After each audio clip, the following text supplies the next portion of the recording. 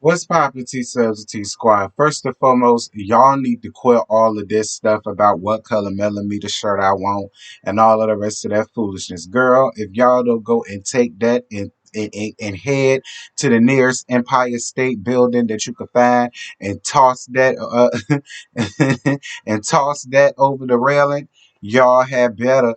Anyway, this ain't got nothing to do with LAMH child and everything to do with LAMDT, Detroit. Okay, season 1, episode 3. What's the name of that song? Don't rock the boat, don't rock the boat, don't rock the boat. Okay, don't work the middle. Okay, don't change positions, new position, or stroke it for them. Don't do none of that. So the episode continues with Anthony clearing Christina's friend, all to be damned. Like, and first of all, shout out to Anthony for reaching out to me through the DMs, child, about him going live to to talk to some of the YouTubers.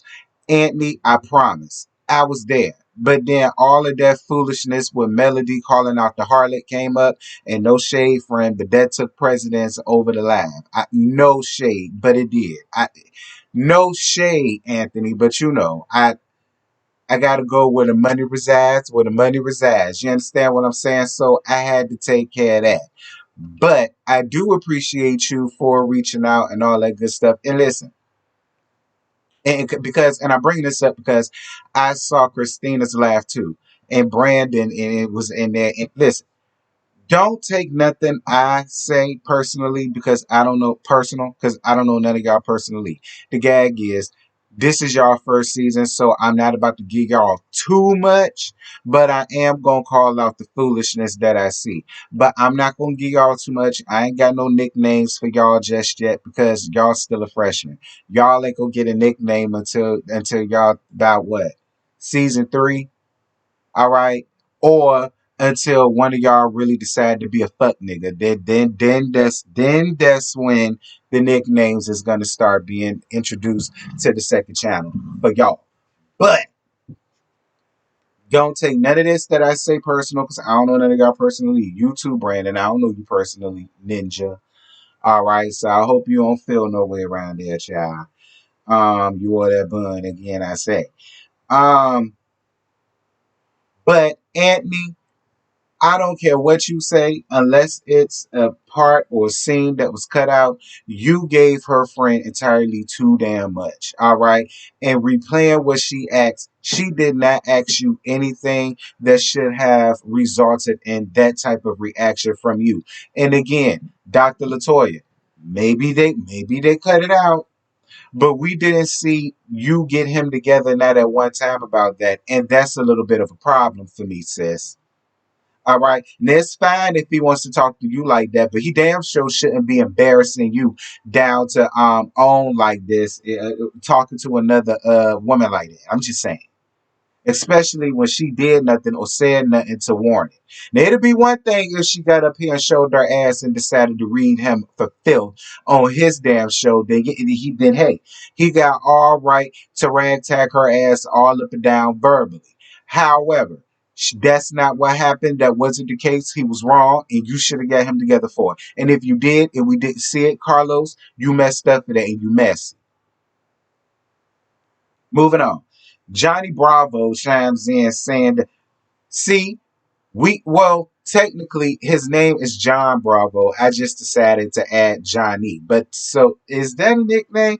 Well, I guess it could be. Okay, well, John Bravo is the first person on Love and Marriage Detroit to have a nickname. Johnny Bravo decides to chime in, talking about some they trying to move forward to big things, and she needs to understand that the club is part of the business. Yeah, the club is a part of the business, but it's not all the business. All right.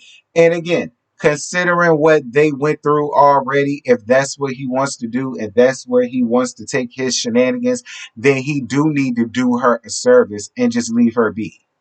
And then he could go off and live whatever little fantasies that he wants to live. Because with all of them grays, what I think is going on here is he's going through a midlife crisis. That's what I think. Because he's bleeding Stevie J and Richie Dollars. and Cisco chicken neck ass. And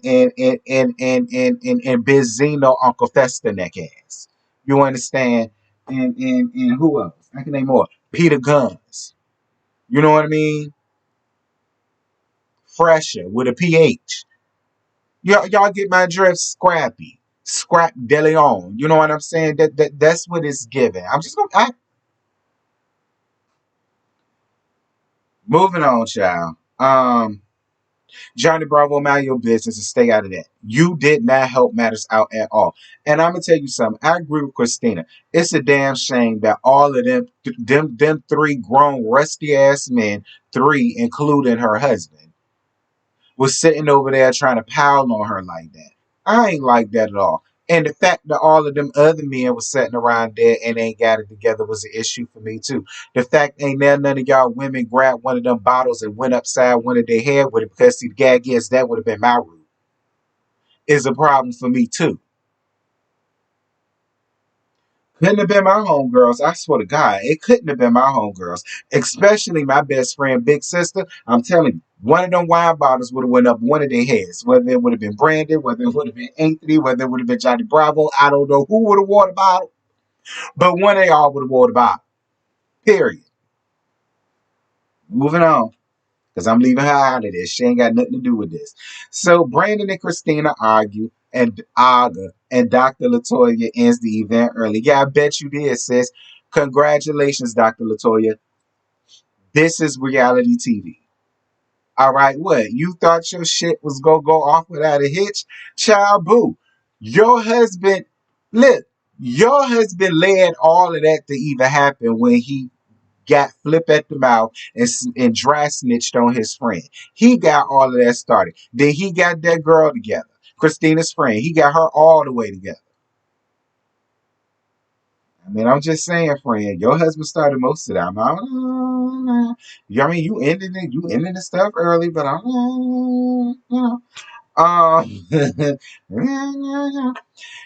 Brandon and Christina, Brandon, again, listen, I'm not trying to make you out to be the bad guy because I agree with the people. Christina can work a nerve. I could tell that about her already. Christina can work a nerve.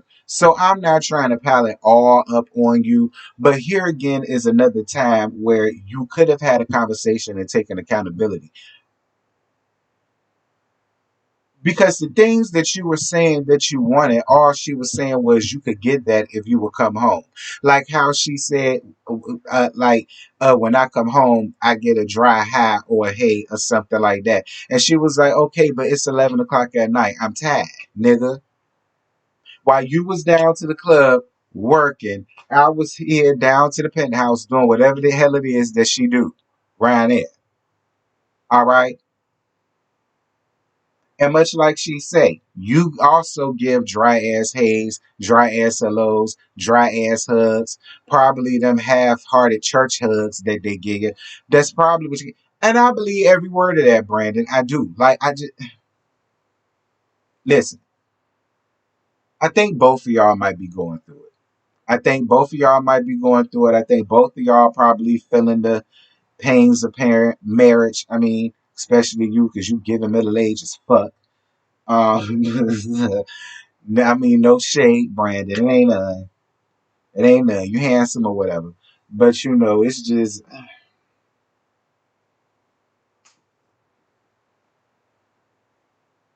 because I want to like Brandon. I don't necessarily think Brandon is a bad guy. Like I don't think Kobe. I don't think Russell is a bad guy. I don't think Anthony is a bad guy. But it's just the way that y'all handle y'all wives and the way that y'all don't mind piling up on women like bitches. That's she ended the event early, girl. Um,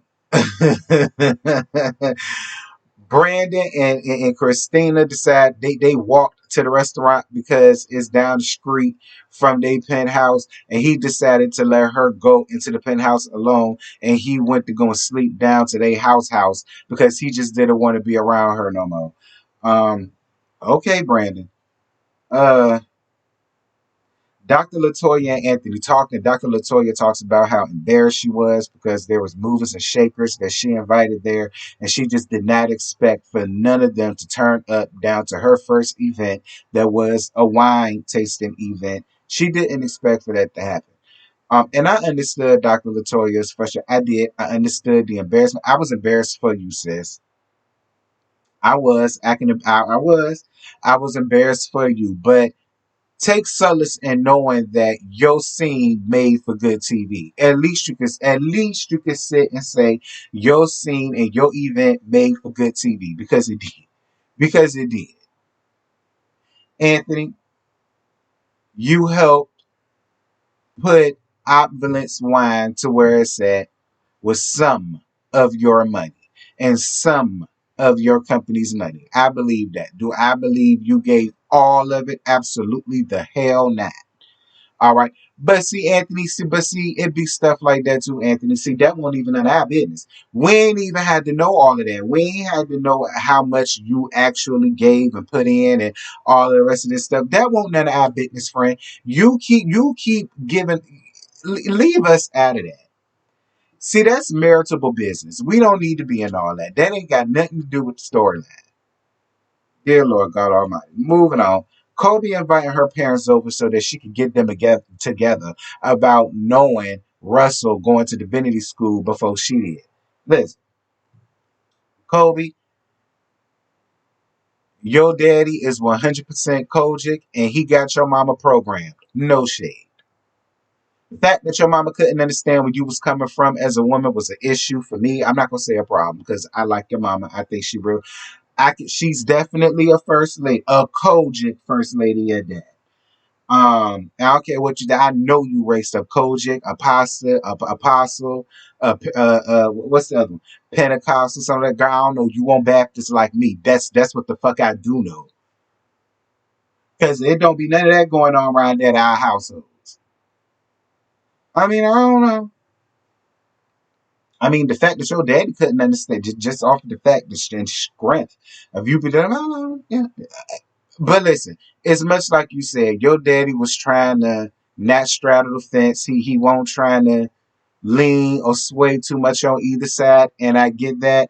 But daddy, no, okay, no. Russell was dead ass wrong for carrying his ass to anybody's school without letting his wife know about it. He wrong. All right, he wrong. That's how I know God ain't told him a thing, because if God told him a thing, he would have went on ahead and told his wife.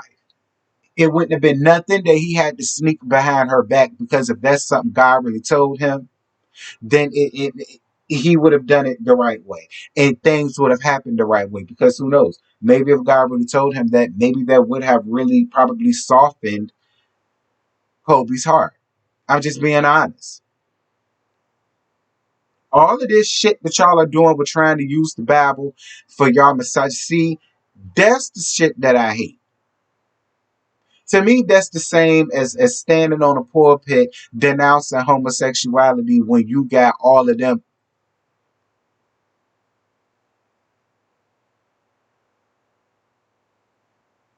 Anthony at work, working on a lookbook shoot, and Brandon calls him and he tells him that he's over everybody. He hasn't seen or talked to Christina since the event. He ain't even been sleeping or staying down to the house girl. He might be separated at this point. And Anthony gives him some advice. I mean, Anthony gave him the best advice that Anthony could give. I appreciated the advice that Anthony gave because he didn't give him no bad advice and he ain't told him nothing wrong. At the end of the day, it's a big deal because you're making it a big deal. The only thing your wife wants you to do is to be honest. That's all she wants. I don't feel as though she's wrong for wanting honesty from you. That's it. If you're just open and honest with her, maybe it can avoid all of these extra yada yada feelings that she's had. You know, you get my drift? It's like y'all and men do that shit all the time. Y'all make stuff way more harder on y'all than what y'all need to be if you could just be honest. Again, honesty goes a long way, especially in a marriage. Moving on. Um Christina goes back to work and she's around there with her friend. I can't think of the friend name, but it's the one that Anthony cleared. And she talks about the situation and how she's a fighter. So, you know what I'm saying? She's gonna fight for her marriage, and if he leaves, it's because he wanted to leave, or if it ends, it's because he wanted to end it. But if he wants to leave, she's not gonna stop him. Christina, that's cute. That's real cute. Okay, Christina, you do what you want to do. Again, time waits for nobody. As pretty as you are, friend, time, because you was quick to throw that in his face about how many men you could get. Well, then, girl, why you not with him? If you got all of these men beating down your door and beating down your box, then you just should have been with one of their asses when he dogged you the fuck out to that whore bag that he was trying to sign. If you got all of these men in your back pocket like that, if you got all of these men tucked away in betwixt your titties like that, sis, then that's just you would be there right now. Ain't no way you got all these men beating down your box, but you still going through this foolishness with Brandon and going through all this full out with Brandon. Forget the kids. Forget all these things about the kids. Y'all kill me with that. Y'all do more damage to the kids than good, because then the kids gonna grow up thinking it's okay to treat my wife like that. And they're also gonna grow up thinking it's okay for my husband to treat me like that and put up with it because my mama did.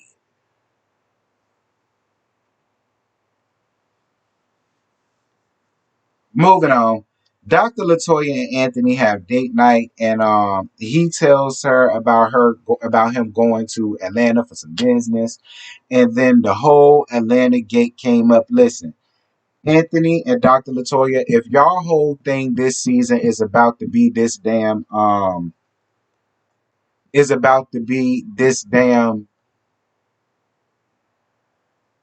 Atlanta gate thing, that's gonna get old real quick. All right, being honest, that's gonna get old real quick. Okay, we get it. He was wrong. He should have told you first. He shouldn't have just left on a whim, trying to blame it on God. I know God's sitting up there like, bro, how did I get in this? I did not tell you to go and up jump and leave your family without telling her that. Leave God out of that. God ain't had nothing to do with that. And I don't think it's cool for you to put him up in your life. That ain't right. But I'm just over that. I am. I'm over this at this point. Like 3 episodes in and I'm already over it. I am. Y'all got to have something else going on that y'all can talk about. Surely it's something else going on right there, because Anthony is a card. So I'm more to show is something else going on around here. Moving on.